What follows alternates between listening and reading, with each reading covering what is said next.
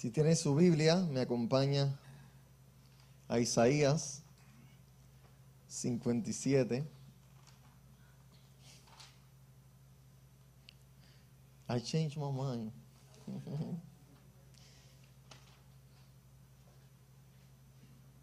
Perdón, Isaías 56.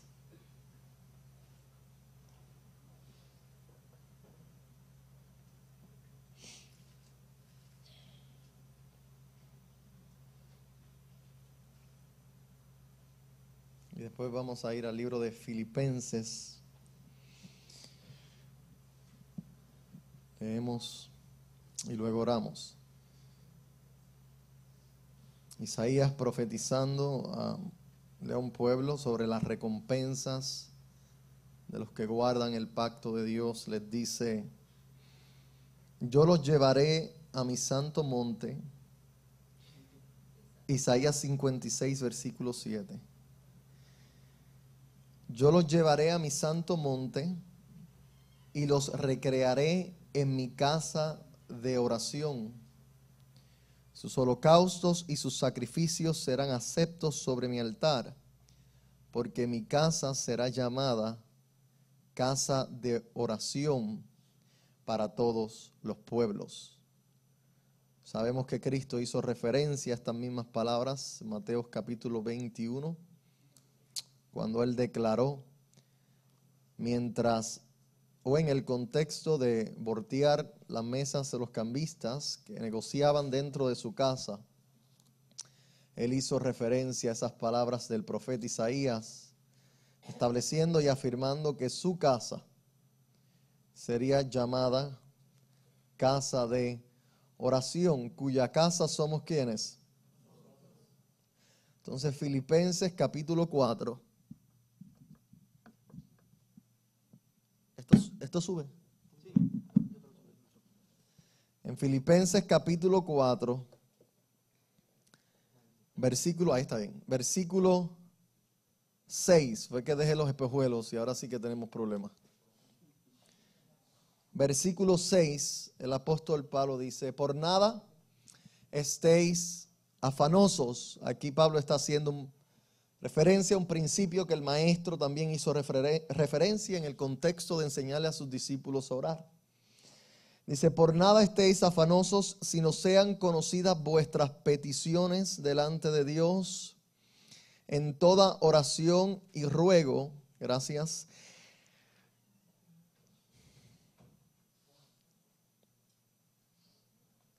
con acción de gracia. Y la paz de Dios, que sobrepasa todo entendimiento, guardará vuestros corazones y vuestros pensamientos en Cristo Jesús. Oramos. Padre, te damos gracias porque en esta hora nos concedes el privilegio de mirar tu palabra, Señor, con los ojos que nos has dado, Señor, por medio de tu Santo Espíritu, nuevamente con la esperanza de que tú nos harás entender tu sabiduría para nuestras vidas referente a esta gloriosa disciplina de la oración.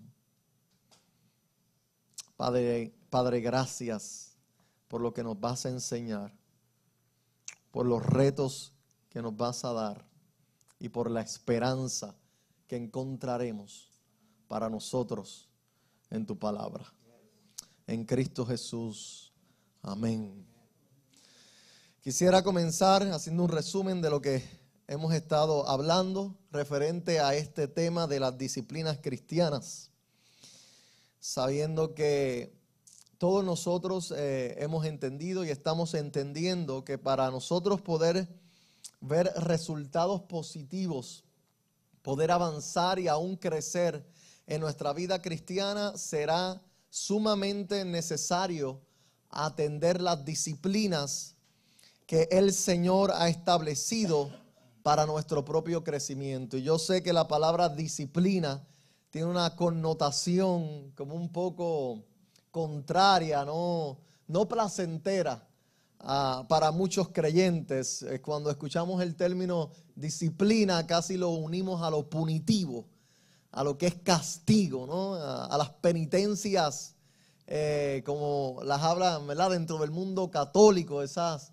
disciplinas que son amargas, son tediosas, pero no así. La Biblia nos habla sobre lo que son las disciplinas para el creyente. Son ejercicios espirituales, y me gustaría usar esa palabra, ejercicios o acciones espirituales que producen que la vida de Dios en nosotros se expanda, que produce que la vida de Dios en nosotros se llegue a manifestar, que produce que la gloria de Dios, que la esencia de esa vida, que la abundancia de esa vida llegue a salir fuera de nosotros y nos hace crecer hasta la medida del varón perfecto. Y una de las cosas que aprendimos, y quiero volver a refrescar su memoria, es que las disciplinas cristianas tienen un gran reto. Y es que las disciplinas cristianas, cuando no son entendidas, pueden ser atendidas desde el fundamento o desde la plataforma del legalismo o la religión. Hay religiones allá afuera que cumplen con estas disciplinas mucho más rigurosamente, mucho más fielmente que muchos de aquellos que se dicen ser cristianos o evangélicos. Un ejemplo bien grande, ¿verdad? Es los testigos de Jehová referente al estudio de la palabra. Son muy disciplinados, muy entregados a esas realidades. Los católicos son muy disciplinados a ayudar. Y así varias religiones que podemos ver ciertas disciplinas que nos impresionan al ver cómo ellos las ejecutan. Y nosotros estamos muy lejos de dar ese tipo de entrega o ese tipo de compromiso a las disciplinas cristianas. Y otra cosa que aprendimos es que cada vez que nos entregamos a una disciplina, resultará siempre ¿en qué? En crecimiento. El que quiera cambiar su patrón de vida, el que quiera ver otros resultados en su propia vida, tendrá que atender las disciplinas cristianas. Nada sucede hasta que no comenzamos a ejecutar las disciplinas cristianas. De hecho, déjeme decir dos cosas. Una la mencioné de pasada en el mensaje que prediqué el domingo pasado, pero quiero volver a refrescarla aquí porque tiene una relación tremenda con las disciplinas.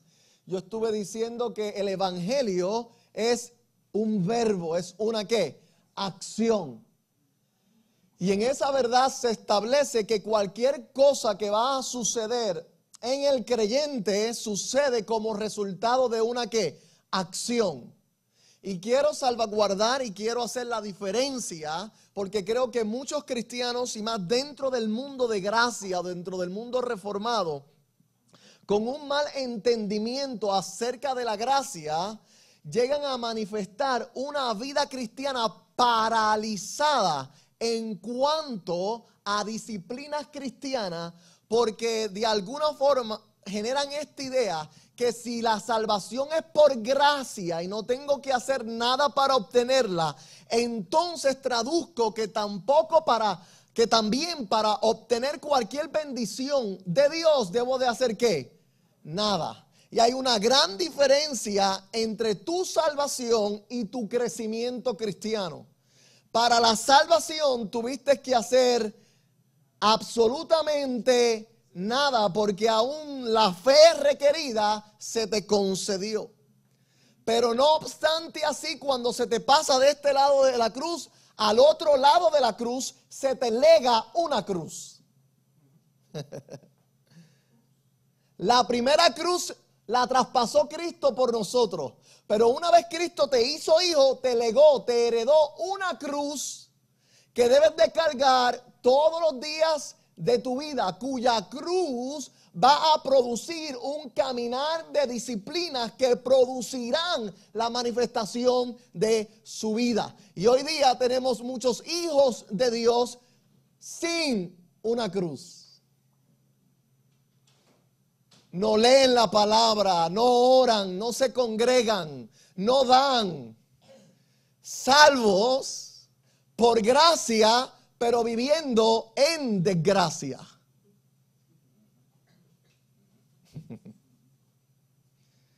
como si estuvieran en un paseo, tienen su automóvil en neutro. No te preocupes, Dios se encargará de hacerlo todo. Y hay una aparente confusión en este asunto. El que no lee, no aprende. El que no estudia, no se le revela. Yo tengo unos deseos de conocer a Dios, pero no abres tu Biblia. Guess what? No va a suceder. Con toda la gracia de Dios que ha sido derramada en tu corazón, no va a suceder. No he visto un hombre conocido de la palabra que no pase tiempo detrás de sus páginas. No lo hay. No he visto gente espiritual y madura que no pasen tiempo en la presencia de Dios. No lo hay. Entonces, estas disciplinas cristianas, amados, son el verbo de Dios para nuestras vidas. Así como Cristo fue un verbo andando, ejecutando. Cristo no vino a encerrarse en un cuarto y a ser cristiano de un cuarto. Cristo vino a vivir el evangelio. Cristo vino a demostrar el amor. Cristo vino a dar a conocer por medio de acciones la calidad de vida que poseía en el Padre. El evangelio es calidad de vida, pero solo se revela por medio de ¿qué? Acciones. Y hoy en día pues me toca introducir un tema, una disciplina que ha desvanecido, ha desaparecido casi totalmente de la vida de las iglesias. Y este asunto de la oración. Es un asunto sumamente triste de que hoy en día la oración no es el perfume que adorna todo lo que hacemos. Es más, orar es casi como un cuco para muchos cristianos hoy en día. Es algo difícil, es algo tedioso, es algo amargo, es algo que hacemos solamente cuando estamos en problema, pero hablar de un estilo de vida de oración, la realidad de eso es que no es una realidad. Y podemos hablar teológicamente de la oración, podemos describir la terminología de oración, podemos ser sabios en expresar lo que oración es, pero tener un espíritu de oración, una actitud, una vida de oración va a requerir de una acción continua, de propósito continua hacia esta disciplina. Entonces yo quisiera hacer tres cosas: definir lo que oración es en una descripción conceptual, luego hablarles sobre el reto y la dificultad de la oración, y luego sobre nuestra necesidad de la disciplina de la oración. Entonces déjame comenzar con la definición, y antes de entrar ahí, establecer la realidad de las palabras de Cristo. Esta mañana fui sobrecogido con el pensamiento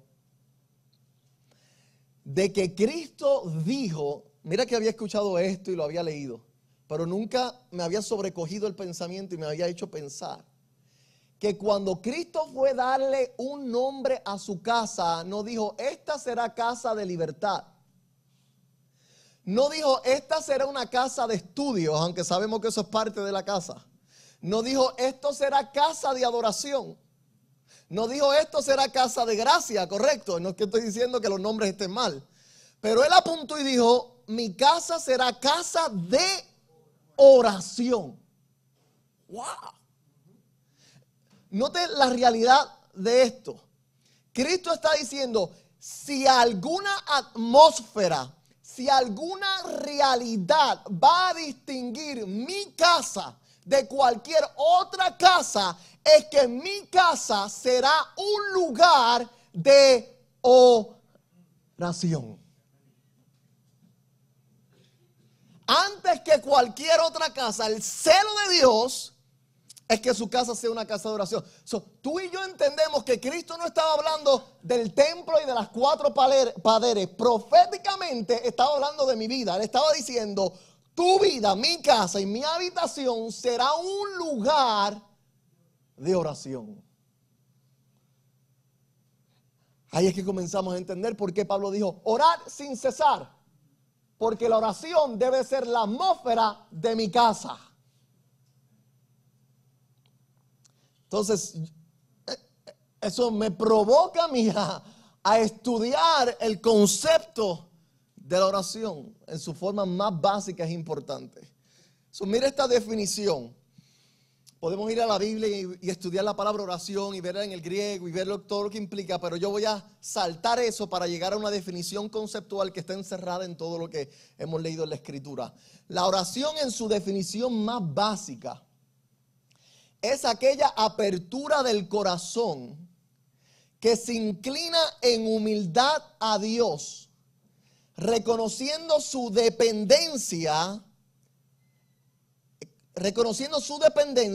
en todos los asuntos de la vida. Es el ejercicio y medio que Dios nos ha provisto para mantener nuestros corazones humillados ante Él y así poder expresar nuestras peticiones, súplicas y ruego. En ella encontramos la fuerza para vivir en acciones de gracia. Ahí hay una definición que establece que el fundamento de la oración es el corazón humillado y humilde. Vaya conmigo un momentito a Juan 15, porque para mí Juan 15 establece el fundamento de la oración. Juan 15, versículo 4. Cristo dice estas palabras a sus discípulos. Permaneced, ¿en dónde?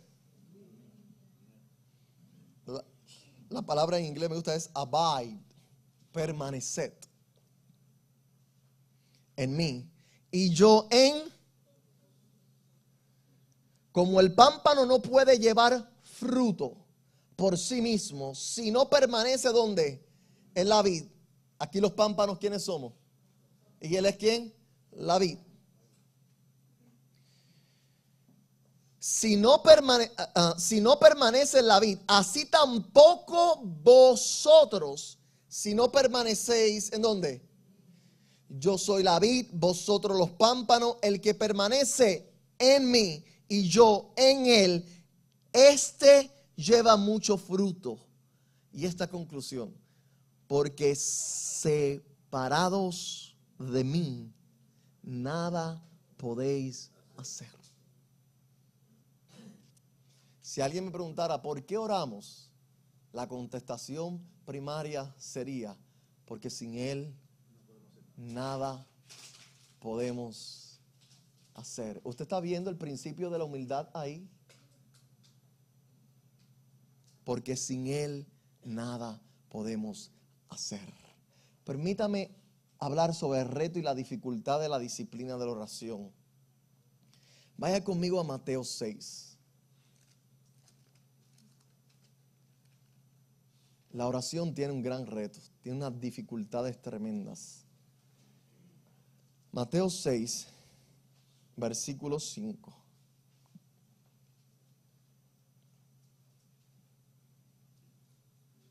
El reto y la dificultad de la oración es que la oración no admite la hipocresía. Escuche esto. Casi toda disciplina cristiana puede ser ejecutada por los inconversos o religiosos, pero no la oración. La oración demanda humildad, honestidad y dependencia. Escuche bien, el hipócrita jamás puede orar genuinamente. La oración por naturaleza demanda en su mismo inicio rendimiento, humildad y apertura de corazón. Ya le estoy diciendo por qué es que se nos hace muchas veces difícil orar. Fíjate, no se nos hace tan difícil si alguien insiste sobre nosotros abrir la Biblia y leerla. No se nos hace difícil tanto alzar las manos en un culto y adorar. Con eso no tenemos mucho problema, venimos todos los domingos a hacerlo, ¿correcto? No se nos hace tan difícil dar limosnas, ayudar al prójimo, pero orar se nos hace súper difícil porque la oración en sus puertas demanda cero hipocresía. En otras palabras, no me puedes hacer con corazón hipócrita. La oración tiene una dificultad gloriosa. Y es que la oración demanda desnudez del corazón. La oración en esencia demanda que para orar primero tienes que desnudarte. Por eso nos cuesta ir en oración a Dios. Nos cuesta. Porque ahí no podemos ser hipócritas. Ahí tenemos que estar desnudos. Ahí se requiere que para poder tener el diálogo, primero tienes que estar sin ropa. Cristo en la cruz desnudo oró. No sé ustedes, pero hay algo de la oración que molesta. Por eso es que cuando nosotros estamos en crisis o estamos molestos, nos cuesta orar. Porque se requiere que para orar tengamos que ser sinceros con la propia condición del corazón. La oración demanda humillación. Y en la crisis nosotros pensamos que la podemos ¿qué? Manejar nosotros mismos. Por lo tanto, no estamos buscando ayuda. Y la oración demanda permanecer en Él para poder hacer algo. La oración demanda rendimiento. La oración demanda reconocer: soy una porquería, no sirvo, por eso vengo a ti. Es más, la acción de arrodillarse físicamente lo que está implicando es: me rendí. La oración no admite hipocresía. Tú te puedes arrodillar. Los fariseos se arrodillaban, los fariseos oraban, los fariseos se movían frente a la pared, los fariseos oraban con las manos levantadas. Mateo 6, ahí está todo. Hacían vanas repeticiones y Cristo dijo: ustedes no están orando. Imposible. Es que la oración en sus puertas demanda que te montes en una cruz. La palabra la abres y la lees, pero la oración. Por eso es que la mayoría de nosotros llegamos a orar cuando ya no podemos más con la vida. Cuando ya nos rendimos y nos sentimos porquería y hemos tratado todo lo que hemos querido y estamos ahora dispuestos a reconocer que somos estiércol, somos tierra, ahí es que comenzamos a orar. Mira el Salmo 24, lo que dice, Salmo 24.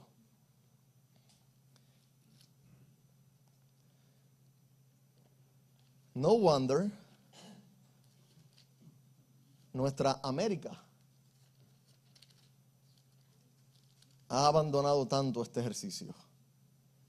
Mira la pregunta que hace el salmista aquí. Dice: ¿quién subirá al monte de Jehová? ¿Y quién estará en su lugar santo?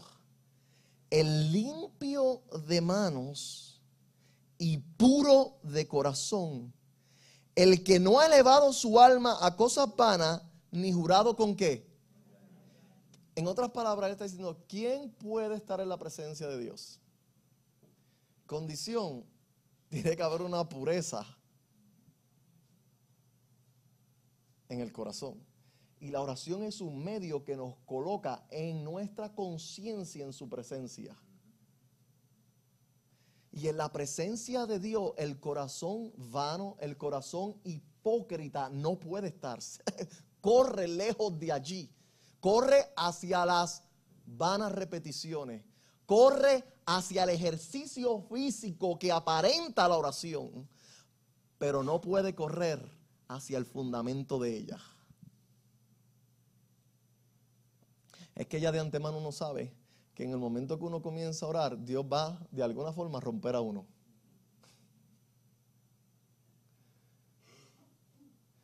Y más si a Dios le place en el proceso de que tú pegues a orar por la situación, de que ores por tus enemigos.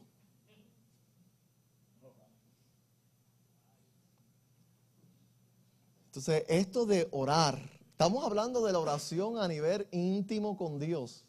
La oración a nivel de iglesia, eso es otro nivel. Pero a nivel íntimo. Yo sé que cuando yo me enojo con Dios, lo menos que yo hago es orar. Yo sé que cuando, si voy a usar estas palabras, si cuando yo me enfrío por usar palabras, o cuando yo estoy viviendo según la chuleta de mi propia carne, así yo puedo detectar que yo he abandonado este ejercicio. Porque es imposible estar ejercitándonos en oración, que implica estar en la presencia de Dios, que implica humillación, que implica humildad y que mi vida no esté dando el fruto. El que permanece en mí, ¿lleva qué?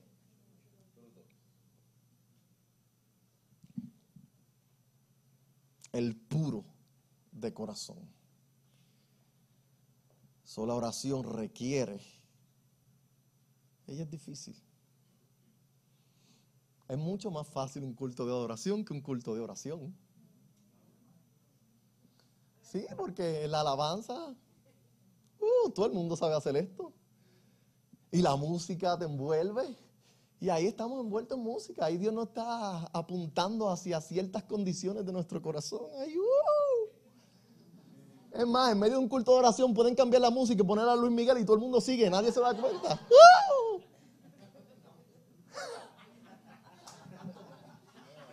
Sí, hay iglesias que yo te aseguro que eso sucede, todo el mundo sigue y nadie se da cuenta. Porque nos envolvemos con la música, todo eso que nos encanta, a todos, ¿a quién no? Ahí. Pero la oración, donde no hay música. Sí, déjenme decirle algo. Yo fui confrontado con esto hace varios años atrás. Un pastor enseñando, ¿por qué nos gusta tanto a la hora de orar poner música? Y terminamos cantando la música, pero no orando. O dormidos. ¿Por qué? Porque si la música, lo único que se oye es el eco de la realidad del corazón. Y es precisamente lo que tú y yo queremos evitar escuchar. Ponte a Marcos Witt ahí para que esto se sienta chévere. Porque es que en el silencio que crea la oración, Dios comienza a destapar la hipocresía a la cual estamos ciegos cuando estamos alabando. Oh my God. Orar es difícil.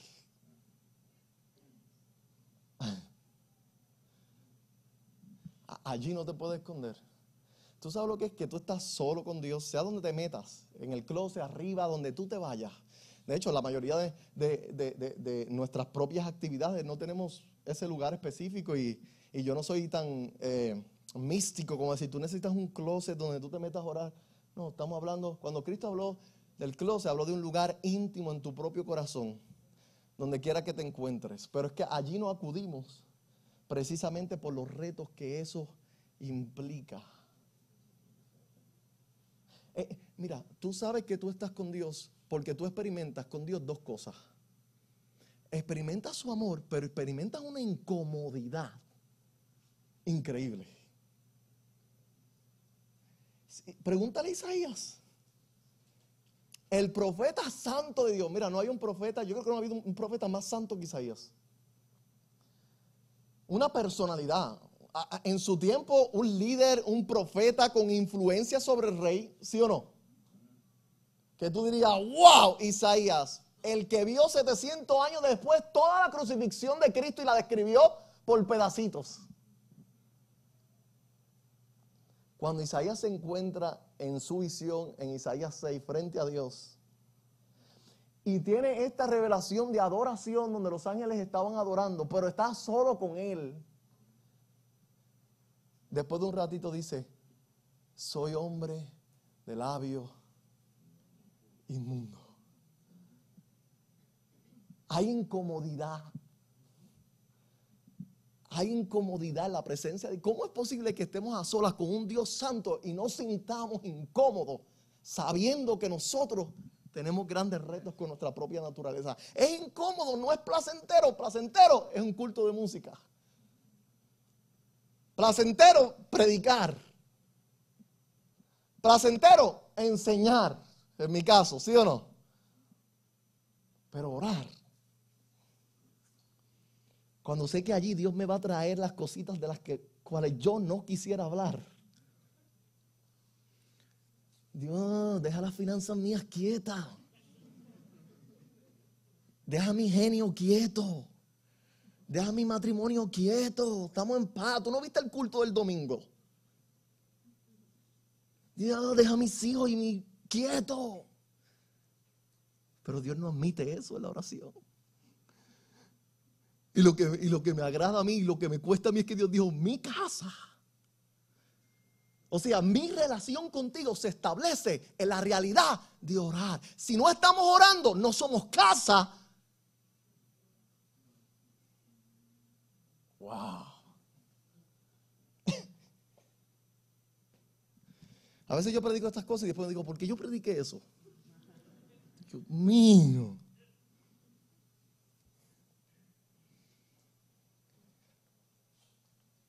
Ahora le voy a decir algo.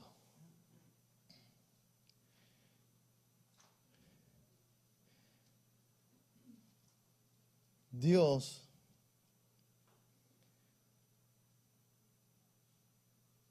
usa la oración. En Lamentaciones, en el libro de Lamentaciones, hay un retrato acerca de Dios que es increíble. Y es cuando el profeta Jeremías, que es el que escribe Lamentaciones, describe cómo Dios enfrentó a su pueblo. Él describe que Dios fue como un oso en el camino. Como un oso, como un león. Usted lee el libro de Lamentaciones y lo que usted allí puede concluir acerca de Dios es que Dios era el enemigo de Israel. Cómo Dios lo persiguió, cómo lo apresó, cómo trajo castigo sobre ellos, cómo se les paró de frente, cómo los confrontó, cómo les gritó, cómo los rompió, dice, pero papá, cógelo suave. Y usted lee el libro de Lamentaciones y casi se enoja porque solamente 2 veces Jeremías hizo referencia a la misericordia y la gracia de Dios en todo el libro. Todo el libro es referente a un Dios parado en el camino del pueblo para confrontarlo, para herirlo, para romperlo, para reducirlo, para patearlo, para hacerle ¡pam! Todo. ¡Wow! Y precisamente el propósito principal de la oración, no ultimado, principal, es Dios pararse en tu camino. Vente. Vamos para el ring. Vamos a pelear con lo que nadie ve. Vamos a pelear con lo que nadie escucha. Vamos a pelear con lo que tú mismo ni conoces que hay adentro, pero yo sí sé que está allá adentro.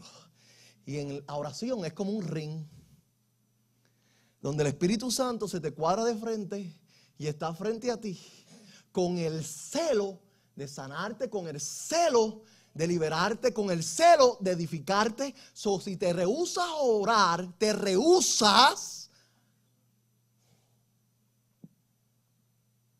Con razón la condición de la iglesia está donde está. Es que no entramos en ese ring.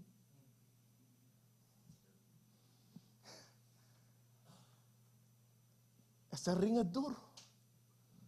Tiene un reto.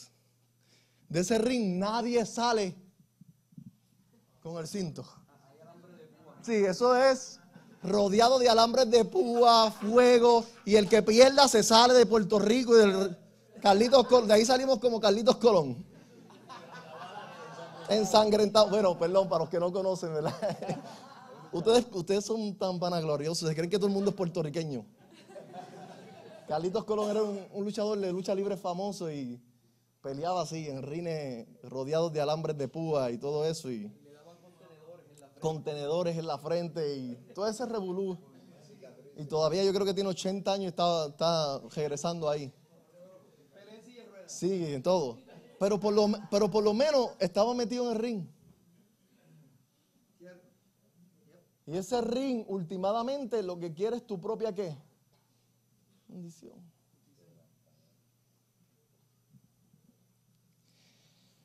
Antes que se le vaya su felicidad, déjeme brincar al otro punto, nuestra necesidad de la disciplina. ¿Por qué necesitamos devolver nuestros corazones a la oración? Primero, oramos para drenar nuestros corazones de los afanes de la vida.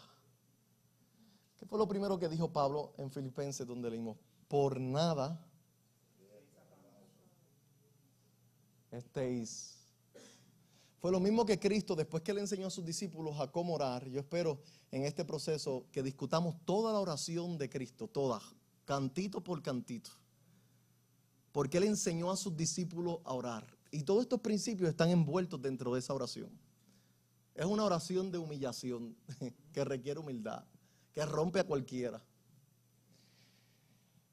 Por nada estéis afanosos. Escuchen bien, cada vez que un profeta, rey o salmista y aún el mismo Cristo experimentaban afán, ¿a dónde recurrían? Cuando David se encontraba, hay que ir a la guerra, ¿qué hago? ¿Por dónde subo? ¿A dónde iba primero? A consultar con Dios. Cualquier profeta bajo estrés, ¿a dónde iba? A consultar con Dios. Cuando Cristo estuvo bajo presión, ¿a dónde fue? Al Getsemaní, ¿para qué? ¿Y por qué nosotros no?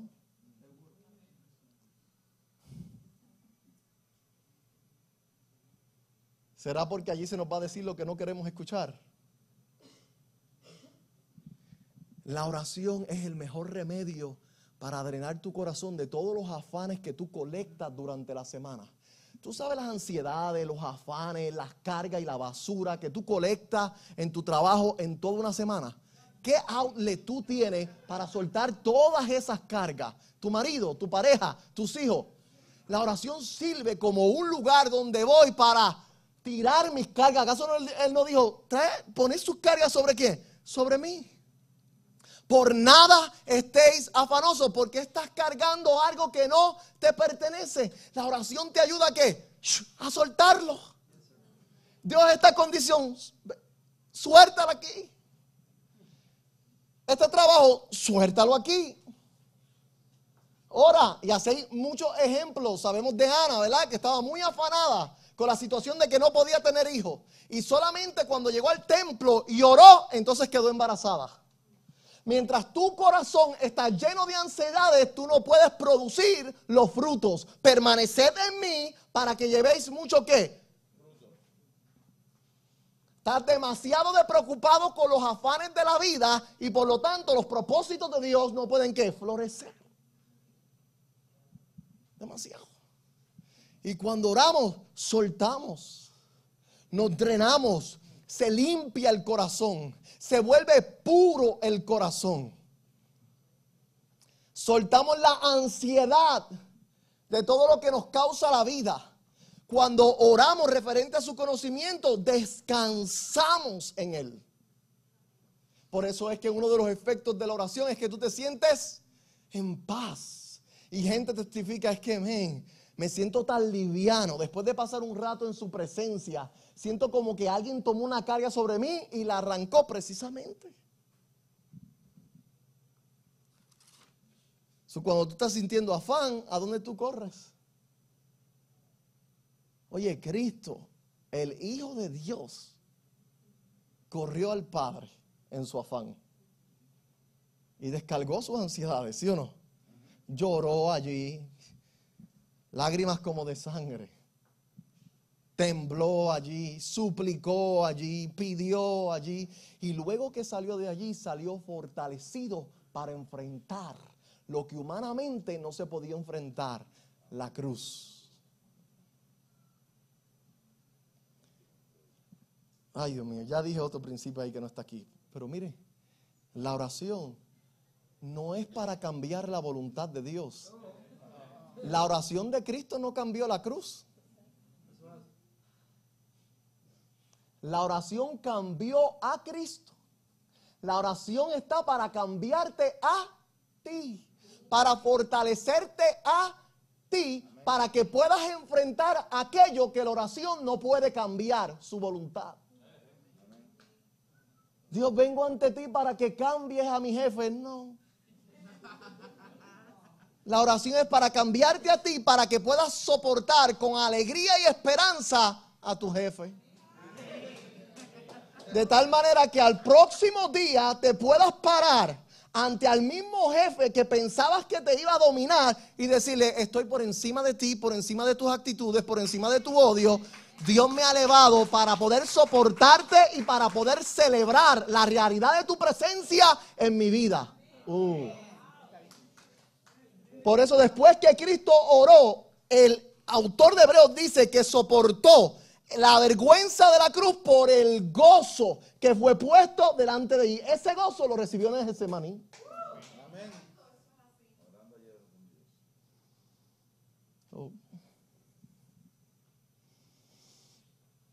Yo estoy seguro que nosotros no necesitaríamos tanta consejería y psicología en la iglesia si oráramos.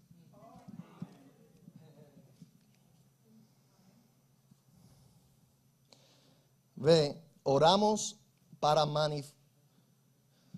Es que yo escribo estas cosas a veces mientras veníamos guiando, y Brenda como guía tan de esto, es unos revoluces que si no es,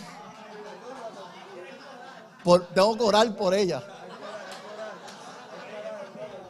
Y ahora le toca a ella orar por mí, para que no me diga nada de esto cuando volvamos a la casa. Santo. Su respuesta puede ser, es que yo me gusta a veces estar en la chuleta, por eso tenemos que hablar de esto. Oramos para mantenernos reconociendo nuestra insuficiencia para lograr obtener lo que necesitamos. Pablo dijo, sean conocidas nuestras peticiones delante de Él. Si tú pides, es porque reconoce que lo que tú estás pidiendo no lo puedes lograr tú, ¿correcto? Mientras tú entiendas este problema, lo puedes resolver yo, no pides. Esta situación la puedo resolver yo, entonces ¿para qué oro? No tiene sentido. Tú pides y la petición está en base a humildad. Se me acabaron las balas, Dios. Hey. Ya he tratado de hacer todos los préstamos posibles para preservar la casa. Se me acabaron las balas. Ya, no tengo más sabiduría. Me siento impotente. Eso es lo que me gusta de la oración. La oración nos obliga a sentirnos impotentes. ¿Qué puedo hacer? Pero mientras tú te sientas capaz, potente y prepotente en tu orgullo, tú no oras. Vas a ver cómo yo lo voy a resolver. A ti, si tú te vas a tardar un montón, chequea.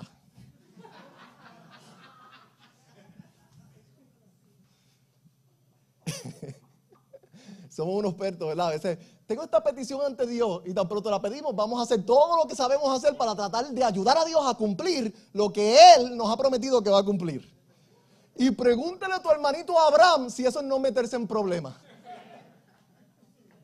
Sarita, yo creo que papá se le ha olvidado lo que prometió, así que vamos a ejecutar nuestro propio plan para hacer que Dios se vea bien ante los ojos de la gente que sabe lo que Él prometió. Ay, qué mucho ejemplo puedo dar. Y tú sabes las metidas de patas que yo he dado tratando de ayudar a Dios a darle un cumplimiento a ciertas cosas que Él ha puesto en mi corazón. Hasta el ministerio es parte de eso. Casas, carros que uno compra. Porque Dios ha prometido que tú vas a ser un hombre próspero y es una realidad. Pero entonces en el celo nos activamos para hacer eso una realidad. Y terminamos con un montón de préstamos que después no podemos pagar y tenemos que orar a Dios para que nos ayude a pagar aquello que nuestras metidas de pata lograron. Y hay algo que el proverbista dice acerca de la bendición de Dios. Dice que la bendición de Dios enriquece y no añade tristeza con ella. Si lo que yo cuento como bendición me añade tristeza, no fue provisto por Él.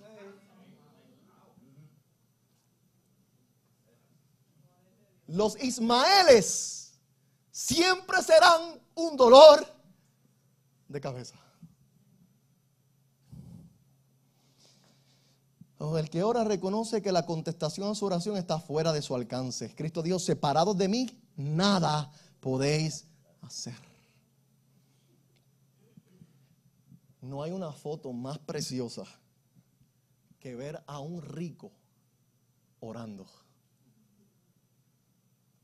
Para mí no existe una foto más preciosa que ver a un hombre rico que no le hace falta nada humillado ante Dios. Reconociendo, a pesar de todo lo que me has provisto, sin ti nada puedo hacer.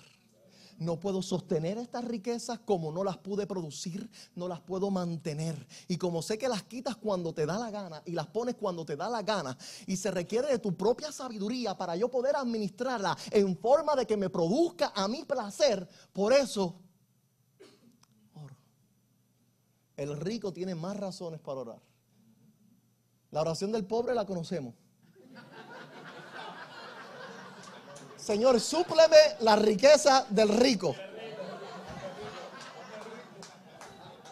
Mientras el rico ora, Señor, súpleme la humildad que el pobre no tiene.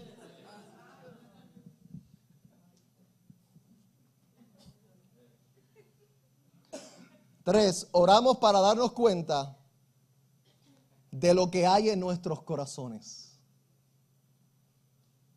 Me llamó la atención aquí cuando Pablo dice que oremos para que nuestras peticiones sean conocidas ante Dios. Pregunta, ¿Dios no las conoce? ¿Y qué es lo que Pablo quería aquí apuntar? Ora para que tus propias peticiones sean conocidas ante ti mismo. Porque a veces yo me he encontrado orando por cosas y pidiendo cosas que no están alineadas con su propia voluntad. ¿Cuántos han orado así? A veces yo ignoro de lo mismo que estoy pidiendo. A veces yo estoy orando por esquivar sus propósitos. A veces yo estoy orando para que Dios no ejecute ciertas cosas sobre mi propia vida que son necesarias. A veces yo oro pidiéndole a Dios por bendiciones que si Dios me las concediera, me destruían. Y a veces Dios no te responde a tus propias oraciones porque Él sabe el efecto que esa bendición puede tener sobre tu vida y te está preservando en no contestarte y tú crees que es malo. Escucha esto, lo que tú tienes hoy es precisamente lo que tú necesitas y lo que la sabiduría de Dios ha entendido que es necesario para esta etapa de tu vida. ¿Por qué Dios no me ha dado esto todavía? Porque si te lo da, no estás listo para manejar eso. Y a veces en la oración Dios trabaja y te hace esa petición no proviene de un corazón puro, limpio. Es una petición de tu propia carne. ¿Sabe cuánta gente ora y ayuna para que Dios le dé una casa? Y la razón de la casa, usted sabe que las cosas no son malas. Nada es malo en la vida. Nosotros somos los malos. La oración parece buena, pero la motivación detrás de la oración, ¿cuál es? Dame la casa para que mis hermanos se enteren que yo también pude comprar casa. Para que la gente allá en mi tierra sepa que estoy prosperando aquí.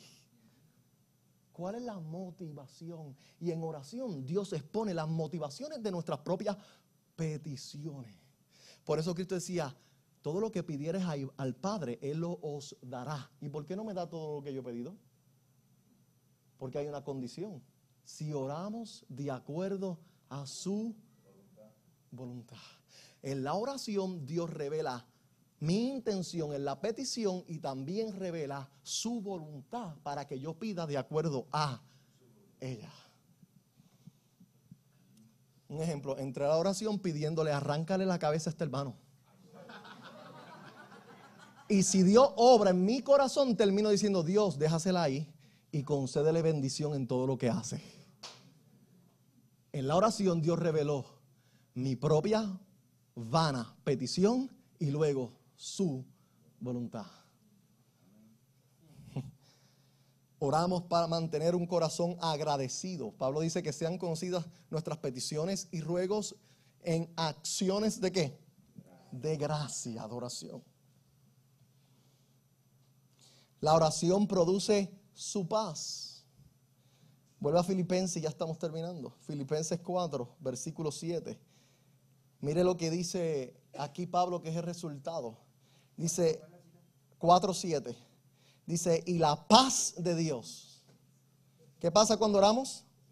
Y la paz de Dios, que sobrepasa todo entendimiento, guardará vuestros ¿qué? Y vuestros pensamientos. La oración tiene la capacidad de sostener tu mente y tu corazón en Dios, produciendo así paz. Cristo salió de su Getsemaní en paz. Dios guardó los pensamientos de Cristo en paz. Una vez él hubo ¿qué? Orado. La oración produce su paz. La oración guarda nuestros pensamientos. Totalmente. De desesperar, de fallar, de transgredir, de violar, de ser injustos. Si algo nos puede preservar de eso, es precisamente ¿qué? La oración. Dios en el closet de nuestro propio corazón, produciendo así su propia vida en nosotros.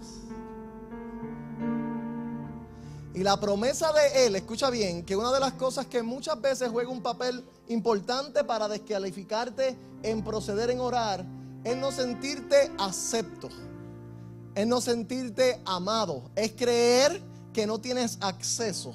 Y sabemos que la Biblia es clara. Efesios 1:6 nos dice que somos aceptos en Él, amado. El apóstol de Hebreos nos dice que ahora podemos recurrir a su trono de gracia para hallar el oportuno ¿qué? Socorro en nuestro tiempo de necesidad. Por lo tanto, como un padre y yo un hijo, tengo total acceso a Él en todo momento. En el carro, en el trabajo, en la casa. Y si comenzamos a ejercitarnos en esta realidad de desarrollar una vida de oración, y Cristo enseñó esto y lo vamos a aprender, una vida continua de dependencia. Cuando se habla de una vida de oración, es una vida totalmente que depende en todo para Él. ¿Lo hago o no lo hago? ¿Hago esto o no lo hago? ¿Qué tú crees? ¿Qué tú? Dependencia, no independencia. Una vida que depende en todo. ¿Cuándo hablo? ¿Cuándo callo? ¿Cuándo me siento y cuándo me paro? Una vida que permanece en Él constantemente. Pámpanos que permanecen en Él por medio de la oración y del diálogo, Dios. Y mi oración en esta mañana, amados, es que Dios produzca en nosotros y renueve en nuestros propios corazones primero la pasión por este ejercicio. Y que nos hagamos preguntas serias y reales. ¿Cuándo fue la última vez que yo saqué un tiempo específico en mi agenda para relacionarme con Dios, para callar ante su presencia, para estar quieto ante Él? No necesariamente para hablar o para pedir, para estar quieto, para meditar, para reflexionar, para concederle a Él en un momento donde Él pueda lidiar con lo que está acá adentro. ¿Cuándo fue la última vez que me rendí en mi espíritu, en mi alma, ante Él? Y comencé a gemir dentro de mi propio corazón, desesperando por la necesidad de su consejo, por la necesidad de su guianza. Los salmistas continuamente oraban a Dios y oraban pidiéndole: Señor, hazme entender mi camino, hazme entender dónde estoy parado, enséñame la senda donde debo caminar. ¿Estoy haciendo esto bien o lo estoy haciendo mal? Por favor, háblame. Sabemos que tú no eres mudo, Señor, y tú hablas. Enséñanos a esperar en el silencio para escuchar tu voz. Enséñanos a anhelar escuchar tu voz, a anhelar estar en tu presencia. Enséñanos, genera en nosotros una pasión por ser casas de oración, por ser casas de relación, por ser casas de comunicación contigo, por ser casas donde la humildad impera, reina, donde la humillación es palpable. No casas donde negociamos para adorar a Dios. No queremos cambistas en esta casa. No queremos religiosos en esta casa. Lo que deseo, Dios, en mi propio corazón es ser una casa de diálogo, ser un lugar donde se puede oler la humillación, la humildad, donde tú eres real, donde no hay apariencias. Es allí en la oración donde no tengo que predicar lindo para impresionar. No tengo que demostrar que tengo unción. Allí no es necesario mi unción. Allí no es necesaria mis capacidades. Allí no son necesarios mis dones. Allí no tengo que ser nada, sino solo yo. Desnúdanos, Dios, de la hipocresía que ha venido sobrecogiendo nuestros corazones. Desnuda esta nación de su hipocresía, de lo lejos que estamos de vivir esta realidad. Tú moriste en la cruz para concedernos la atmósfera de dialogar contigo, la atmósfera de poder estar desnudos ante ti y sin vergüenza alguna. Genera en nosotros un corazón puro, manos puras, para permanecer durante nuestra semana, lunes, martes, miércoles, en tu monte santo. ¿Quién subirá a tu monte santo, Señor? Concédenos manos limpias y corazones puros, que donde único se pueden obtener es en el centro de tu presencia, Señor. Enséñanos a aborrecer la hipocresía. Enséñanos a aborrecer la hipocresía, a odiar la hipocresía. A levantar manos para impresionar. A amar la opinión de los que nos ven en público. Enséñanos a amar tu aplauso y tu alabanza, no la de los hombres, Señor. Desnuda nuestras intenciones para sufrir tu transformación. Y concédenos este ejercicio glorioso. Devuélvenos a la esencia de tu casa, Señor. Para que entonces haya adoración genuina. Para que entonces podamos estudiar tu palabra genuinamente. Para que nuestras acciones de gracia sean olor grato a ti. Todo lo que hagamos sea grato, porque han nacido en el contexto de un corazón humillado. Gracias por estas jornadas, Señor. Te amamos porque sabemos que tú nos amas. En Cristo Jesús. Amén.